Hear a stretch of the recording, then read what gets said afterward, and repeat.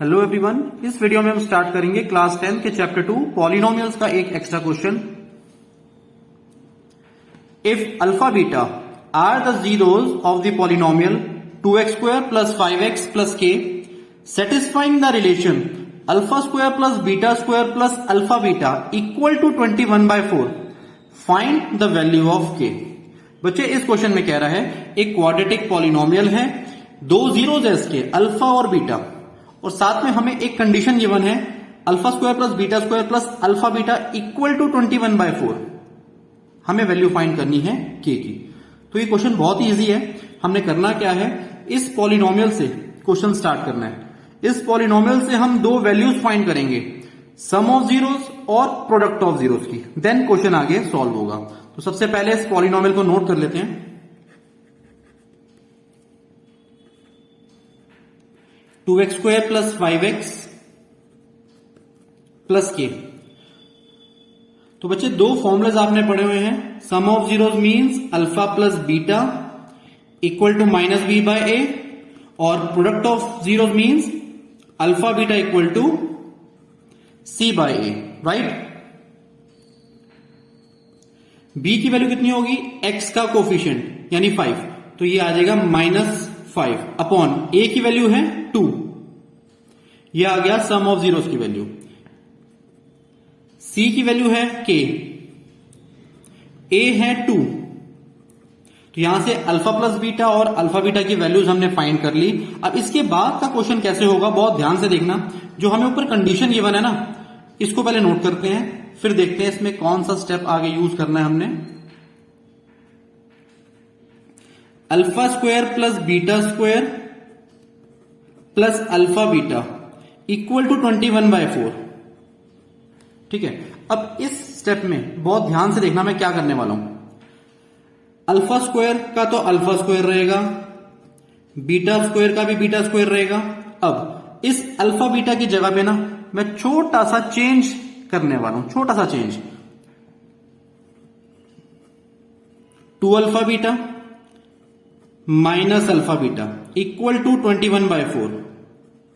आप एक बार चेक कीजिए, 2 अल्फा बीटा में से जब अल्फा बीटा माइनस होगा तो क्या बचेगा, अल्फा बीटा ही तो बचेगा। तो इसलिए हम इसको ऐसे भी तो नोट कर सकते हैं, राइट। अब इसके बाद आप सोच रहे होंगे कि मैंने ये वाला स्टेप क्यों किया। बेटा अब अगले स्टेप में ना एक आइडेंटिटी फॉर्म होने वाली है। आप यहां से यहां तक देखो एक बारी, alpha square plus beta square plus 2 alpha beta, ये कौन सी आइडेंटिटी है, alpha plus beta whole square की, यानी a plus B whole square होता है ना, इसी तरह से alpha plus beta whole square minus alpha beta as it is equal to 21/4। अब आप बहुत ध्यान से देखो, इस ब्रैकेट के अंदर क्या है, अल्फा प्लस बीटा, और अल्फा प्लस बीटा की वैल्यू आपके पास ऊपर है -5/2। यहां पे अल्फा बीटा की वैल्यू कितनी है, k/2। इन दोनों वैल्यूज को यहां पुट करो, सॉल्व करके आपके पास आंसर आ जाएगा आगे, ठीक है। अल्फा प्लस बीटा की वैल्यू है -5/2, तो ये हो जाएगा -5/2 whole square minus alpha beta की वैल्यू है k/2 equal to 21/4।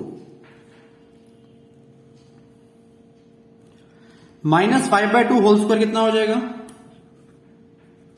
25/4 minus k/2 equal to 21/4।